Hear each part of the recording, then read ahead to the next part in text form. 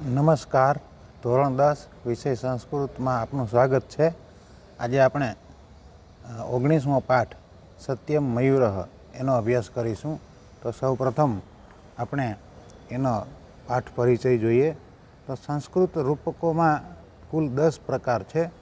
તેમાંનો એક પ્રકાર પ્રહસન છે. આ પ્રહસન એકાંકી હોય છે અને તેનું કથાવસ્તુ એક દિવસ પૂરતું મર્યાદિત હોય છે. સંસ્કૃત સાહિત્યમાં આવા જે અનેક પ્રહસનો રચાયા છે તેમાં સૌથી વધારે પ્રસિદ્ધિ ભગવદ્ જુકીયમ નામના પ્રહસનને મળી છે. કેટલાક વિદ્વાનો એમ માને છે કે આના રચયિતા બોધાયન નામના કવિ છે, જ્યારે કેટલાક વિદ્વાનો આ રચના કોઈ અજ્ઞાત કર્તાની હોય એમ માને છે. આનો રચનાકાળ લગભગ ઈસવીસનની 4th સદીનો છે. પ્રસ્તુત નાટ્યાંશ આ ભગવદ્ જુકીયમ પ્રહસનમાંથી સંપાદિત કરીને લેવામાં આવ્યો છે.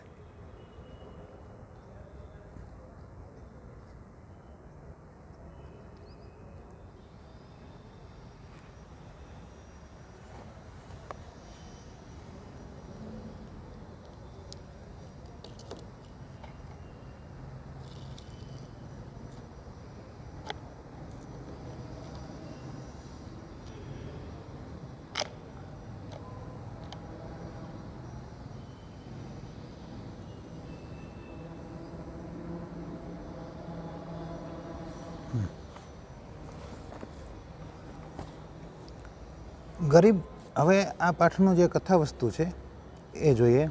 તો ગરીબ પરિવારમાં જન્મેલો શાંડિલ્ય સરળતાથી ખાવાનું મળી રહે છે એવી ભાવનાથી ઘર છોડી દે છે અને બૌદ્ધ સાધુ બની જાય છે.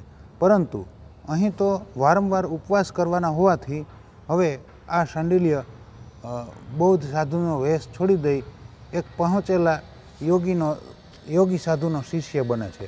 અહીં પણ તેને તો ખાવામાં જ રસ હોય છે, પણ એના આ ગુરુ સતત ભણવાની ફરજ પાડતા હોય છે.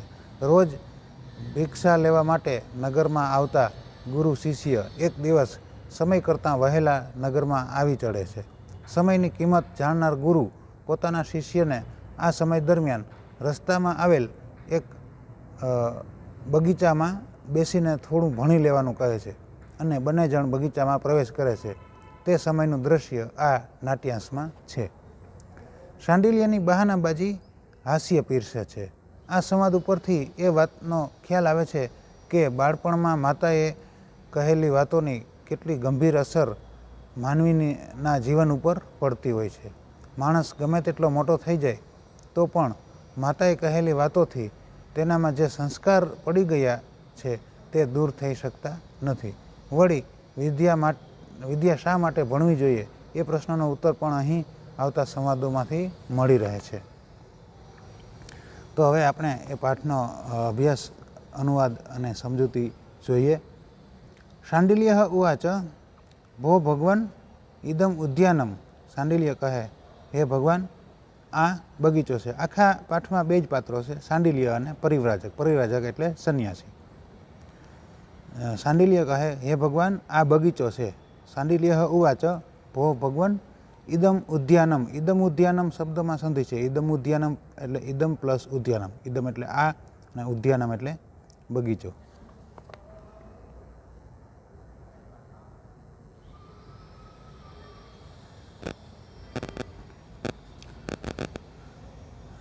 પરિવ્રાજક ઉવાચ પ્રવિશ અગ્રતઃ. સંન્યાસી કહે, તું આગળથી પ્રવેશ કર. શાંડિલ્યએ કહ્યું કે હે ભગવાન, આ બગીચો છે. એટલે સંન્યાસીએ કહ્યું, હા, તું આગળથી પ્રવેશ કર એમ. શાંડિલ્ય ઉવાચ ભગવાન એવ પુરતઃ પ્રવિશતુ અહમ પૃષ્ઠતઃ પ્રવિશામિ. એટલે ભગવાન એવ એટલે આપ જ. ભગવાન શબ્દ છે એને બદલે ભવાન ત્યાં આવશે. ભવાન એવ એટલે આપ શ્રી જ. પુરતઃ એટલે પહેલાં. પ્રવિશતુ એટલે પ્રવેશ કરો. અહમ પૃષ્ઠતઃ પ્રવિશામિ. હું પછી પ્રવેશ કરું છું, એટલે પાછળથી પ્રવેશ કરું છું. શાંડિલ્ય કહે, આપ શ્રી જ પહેલાં પ્રવેશ કરો, પછી હું પ્રવેશ કરું છું. સૌપ્રથમ શાંડિલ્યએ કહ્યું, હે ભગવાન, આ બગીચો છે. તો સંન્યાસી કહે, હા, તું આગળથી પ્રવેશ કર. તો શાંડિલ્ય કહે કે આપ શ્રી જ પહેલાં પ્રવેશ કરો, હું પછી પ્રવેશ કરું છું. તો સંન્યાસી એને પ્રશ્ન પૂછે છે, પરિવ્રાજક ઉવાચ કિમર્થમ, કેમ, શા માટે, એમ કે શા માટે હું પહેલાં પ્રવેશ કરું અને પછી તું પ્રવેશ કરે, એવું કેમ? તો શાંડિલ્ય જવાબ આપે છે, શાંડિલ્ય ઉવાચ પૌરાણિક્યાઃ મમ માતુઃ શ્રુતમ અશોક પલ્વલવાંતર નિરુદ્ધો વ્યાઘ્રઃ પ્રતિવસતિ તત ભગવાન એવ પુરતઃ પ્રવિશતુ અહમ પૃષ્ઠતઃ પ્રવિશામિ. તો શાંડિલ્યએ જે કહ્યું કે પૌરાણિક્યાઃ મમ માતુઃ શ્રુતમ, પૌરાણિક્યાઃ એટલે પુરાણો જાણનારી, મમ માતુઃ શ્રુતમ મારી માતા પાસેથી મેં સાંભળ્યું છે કે અશોક પલ્વલાંતર નિરુદ્ધો, અશોકના પાંદડાની પાછળ છુપાયેલો, અશોક પલ્વલાંતરો નિરુદ્ધ, અશોક પલ્વલ અનંતર નિરુદ્ધ, અશોકના પાંદડાની પાછળ છુપાયેલો. અશોક એટલે અશોક નામનું વૃક્ષ, અશોક વૃક્ષ. અહીં આ બગીચામાં અશોક વૃક્ષના પાંદડાની પાછળ છુપાયેલો વ્યાઘ્ર એટલે વાઘ પ્રતિવસતી રહે છે, તેથી મને એક બીક લાગે છે. તત ભગવાન એવ પુરતઃ પ્રવિશતુ, તો આપ જ આગળ પ્રવેશ કરો, અહમ પૃષ્ઠતઃ પ્રવિશ્યામિ, હું પછી પ્રવેશ કરું છું અથવા પાછળથી પ્રવેશ કરી. શાંડિલ્ય ઉવાચ પૌરાણિક્યાઃ મમ માતુઃ શ્રુતમ અશોક પલ્વલ અંતર નિરુદ્ધો વ્યાઘ્રઃ પ્રતિવસતિ તત ભગવાન એવ પુરતઃ પ્રવિશતુ અહમ પૃષ્ઠતઃ પ્રવિશ્યામિ. શાંડિલ્ય કહે, પુરાણો જાણનારી મારી માતા પાસેથી મેં સાંભળ્યું છે કે અશોકના પાંદડાની પાછળ છુપાયેલો વાઘ રહે છે, તો આપ પહેલાં આગળ પ્રવેશ કરો પછી હું પ્રવેશ કરીશ, એવું બહાનું કાઢે છે કે મને વાઘની બીક લાગે છે અને મારી માતા તો પુરાણો જાણનારી છે, ખૂબ વિદ્વાન છે, એમની પાસેથી મેં સાંભળ્યું છે કે બગીચામાં અશોક વૃક્ષના પાંદડાની પાછળ છુપાયેલો વાઘ રહે છે, એટલે મને બીક લાગે છે, માટે તમે પહેલાં પ્રવેશ કરો અને પછી હું પ્રવેશ કરીશ. પરિવ્રાજક ઉવાચ, બીજા પેજ ઉપર છે, પરિવ્રાજક ઉવાચ બાઢમ પ્રવિશતિ, એક મિનિટ, પરિવ્રાજક ઉવાચ બાઢમ પ્રવિશતિ, ભલે પ્રવેશે છે. સંન્યાસી કહે ભલે વાંધો નહીં, એમ કરીને એ સંન્યાસી પહેલાં પ્રવેશે છે. તતઃ પ્રવિશતિ શાંડિલ્ય, પછી શાંડિલ્ય પ્રવેશ કરે છે. શાંડિલ્ય ઉવાચ અવિહા વ્યાઘ્રણ ગૃહીતો અસ્મિ મોચયથ મામ વ્યાઘ્રમુખાત અનાથ ઇવ વ્યાઘ્રણ ખાદિતો અસ્મિ ઇદમ ખલુ રુધિરમ પ્રસ્તવતી કંઠાત. શાંડિલ્ય ઉવાચ, શાંડિલ્ય કહે અવિહા, હાય રે, વ્યાઘ્રણ ગૃહીતો અસ્મિ, વાઘે મને પકડ્યો છે. શાંડિલ્ય એને ખરેખર વાઘે નહોતો પકડ્યો. મોચયથ મામ વ્યાઘ્ર મુખાત, મોચયથ એટલે છોડાવો, મામ એટલે મને, વ્યાઘ્ર મુખાત એટલે વાઘના મોઢામાંથી. શાંડિલ્ય કહે હાય રે, અવિહા એટલે હાય રે, વ્યાઘ્રણ ગુહિતો અસ્મિ, મને વાઘે પકડ્યો છે. મોચયથ મામ વ્યાઘ્ર મુખાત, મને વાઘના મોઢામાંથી છોડાવો. અનાથ ઇવ વ્યાઘ્રણ ખાદિતો અસ્મિ, અનાથની માફક વાઘ મને ખાઈ રહ્યો છે. અનાથ ઇવ એટલે અનાથની માફક, જાણે કે હું કોઈ અનાથ હોઉં એમ. વ્યાઘ્રણ ખાદિતો અસ્મિ, વાઘ મને ખાઈ રહ્યો છે. ઇદમ ખલુ રુધિરમ પ્રસ્તવતી કંઠાત, ઇદમ ખલુ, ઇદમ એટલે આ, ખલુ એટલે ખરેખર, રુધિરમ પ્રસ્તવતી એટલે લોહી વહી રહ્યું છે, કંઠાત એટલે ગળામાંથી, આ ખરેખર ગળામાંથી લોહી વહી રહ્યું છે. શાંડિલ્ય કહે, જો શાંડિલ્યને એમ કે મને વાઘે પકડ્યો, ખરેખર વાઘે નથી પકડ્યો, ખરેખર શું છે એ આગળ આપણને જાણવા મળશે હવે પછીની જે પંક્તિ, હવે પછીની લીટીમાં. શાંડિલ્ય ઉવાચ અવિહા વ્યાઘ્રણ ગૃહીતો અસ્મિ મોચયથ મામ વ્યાઘ્ર મુખાત અનાથ ઇવ વ્યાઘ્રણ ખાદિતો અસ્મિ ઇદમ ખલુ રુધિરમ પ્રસ્વતી કંઠાત. શાંડિલ્ય કહે હાય રે, મને વાઘે પકડ્યો છે, મને વાઘના મોઢામાંથી છોડાવો, અનાથની માફક વાઘ મને ખાઈ રહ્યો છે, ખરેખર આ ગળામાંથી આ લોહી વહી રહ્યું છે.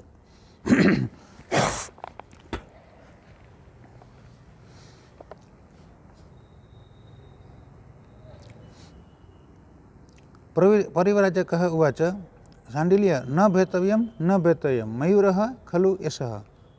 સંન્યાસી કહે, પરિવ્રાજક ઉવાચ, સંન્યાસી કહે શાંડિલ્ય ન ભેતવ્યમ ન ભેતવ્યમ, શાંડિલ્ય ડરવાની જરૂર નથી, ડરવાની જરૂર નથી, એટલે તું ડર નહીં. મયુરઃ ખલુ એષઃ, આ ખરેખર મોર છે. આ તને જેણે પકડ્યો છે એ વાઘ નથી, એ શું છે? મોર છે. એટલે તું એનાથી ડર નહીં. જો એને ભય કરી ગયો હતો ને કે વાઘે અહીંયા વાઘ રહે છે ને એવો, એટલે એને મોર છે એ પકડે તો એને એમ કે મને વાઘે પકડ્યો છે. એટલે હજી મોરે કંઈ પકડ્યો નથી, ખાલી મોર જોયો છે. તો મોર જોઈને એને એમ થઈ ગયું કે આ વાઘ છે એમ. પકડે મોર થોડો કંઈ પકડે. એટલે મોર જોઈને જ એને એમ થઈ ગયું કે આ વાઘ છે એમ. ડરવા મનમાં જે ડર હોય ને એ એવું થાય. એટલે એ કે મને વાઘે પકડ્યો, મને છોડાવો છોડાવો, લોહી વહી રહી છે એમ કહેવા માંડ્યું.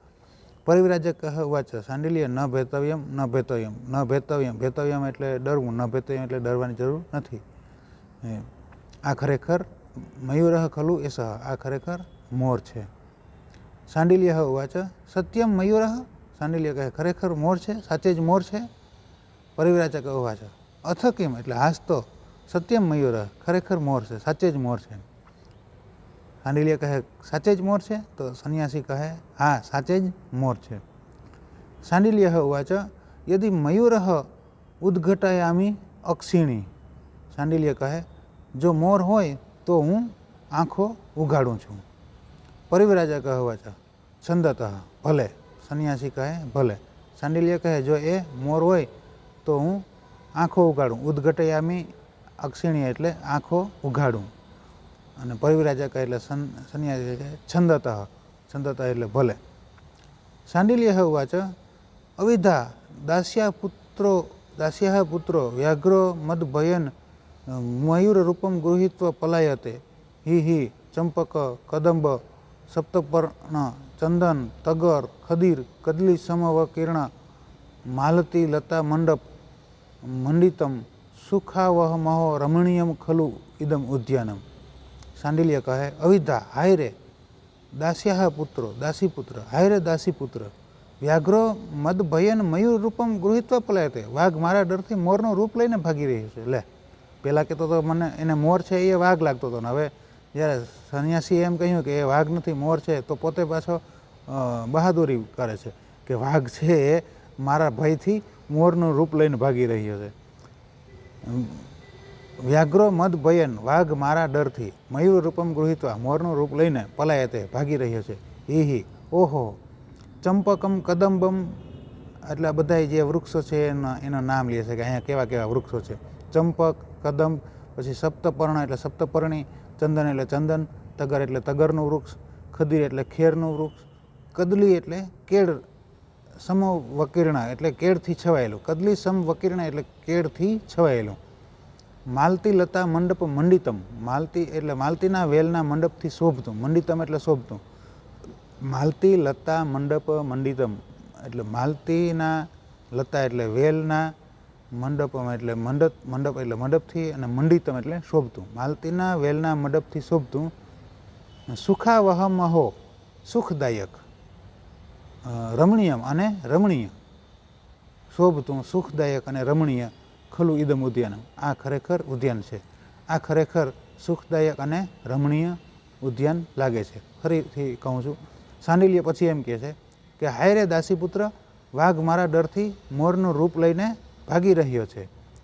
પછી કહે છે ઓહો ચંપક કદંબ સપ્તપર્ણી ચંદન તગર ખેર અને કેળથી છવાયેલું માલતીના વેલના મંડપથી શોભતું આ ઉદ્યાન ખરેખર રમણીય અને સુખદાયક છે. તો સંન્યાસી કહે પરિવ્રાજક વાચ મૂર્ખ ક્ષણે ક્ષણે ક્ષીયમાણે શરીરે કિમ તે રમણીયમ. મૂર્ખ ક્ષણે ક્ષણે ક્ષીયમાણે એટલે પ્રતિ ક્ષણે ઘસાતા, મતલબ કે આપણું શરીર પ્રતિ ક્ષણે નાશ પામી રહ્યું છે. જે મતલબ કે સમય આપણે જિંદગીનો સમય છે એ પસાર થઈ રહ્યો છે ને આપણા શરીરનો પણ નાશ થઈ રહ્યો. એવામાં કિમ તે રમણીય, તને શું રમણીય લાગે છે. આગચ્છ વત્સ પઠ તાવત. આગચ્છ વત્સ એટલે આવ વત્સ બેટા, આવ વત્સ પઠ તાવત પહેલાં ભણ. પરિવ્રાજક વાચ મૂર્ખ ક્ષણે ક્ષણે ક્ષીયમાણે શરીરે કિમ તે રમણીયમ. આગચ્છ વત્સ પઠ તાવત. સંન્યાસી કહે મૂર્ખ પ્રતિ ક્ષણે ઘસાતા શરીરમાં તને શું રમણીય લાગે છે. આવ પહેલાં આવ બેટા, આવ વત્સ પહેલાં ભણ. સંન્યાસી કહે મૂર્ખ પ્રતિ ક્ષણે એટલે કે દરેક ક્ષણે ઘસાતા આ શરીરમાં, મતલબ કે આપણું શરીર છે એ હંમેશા નાશવંત જ છે અને ક્ષણે ક્ષણે નાશ પામી રહ્યો છે, મતલબ કે સમયનો નાશ થઈ રહ્યો છે, એવા આ સંસારમાં શું તને રમણીય લાગે છે? આ ગચ્છ વત્સ, આવ બેટા, પઠ તાવત, પહેલાં તું ભણ અને ખરેખર સંસાર અને સંન્યાસ શું છે એ બધું સમજ. શાંડિલ્યઃ ઉવાચ ન તાવત પઠયામિ, હું તો નહીં ભણું. ન તાવત પઠિષ્યામિ એટલે ભણું, ન પઠિષ્યામિ એટલે નહીં ભણું, તાવત એટલે તો. શાંડિલ્યઃ ઉવાચ ન તાવત પઠિષ્યામિ, શાંડિલ્ય કહે હું તો નહીં ભણું. પરિવ્રાજકઃ ઉવાચ કિમર્થમ, સંન્યાસી કહે શા માટે?